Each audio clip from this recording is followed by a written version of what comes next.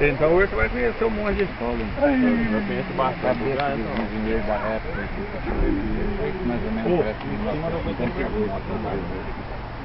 não, verdade. Eu vejo um lugarzinho que a serra estava quase encontrando, era o comprimento que ficou de lá. Não ficou nada. Vai passando, você vai vendo que vai passar. Tem um lugar que tem.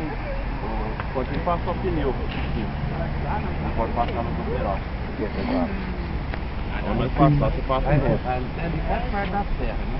Curou a ressaca já, primo? Opa, tá zero. Tá zero já? Vamos pra outra. Não chegou no motoclube, tinha até parte de dedo agarrado na cara dele. Eu envolvi com o Pedrão ontem, né, lá. Pô, mas ó, esse cara aí ontem, nossa. Eu fora de brincadeira, eu achei que aquele trem que começou a cantar, ainda falei pra Luísa, né, Luísa? Foi, eles estão... no posto, eu achei que eles estavam... Vamos embora, tchau, então, vai cair.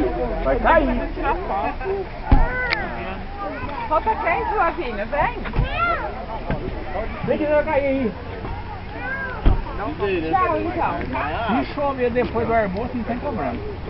Pode chover antes. A mamãe te encontra lá em casa, tá? Antes é complicado. Esse dia nós veio almoçar, nós chegamos antes de chegar no pedágio, na reta antes de chegar no pedágio, eu parei a moto, olhei, virei pra mim, olha lá em cima da ponte, como é que tá, tá baiando água, vamos voltar embora, virou, veio até aqui, almoçar na cantina lá no Paraíba. Aí eu escondia, esperava a turma passar e continuava. Mas já era quase 2 horas da tarde também. À tarde já. Aí me acha um outro. Então, mas eu vou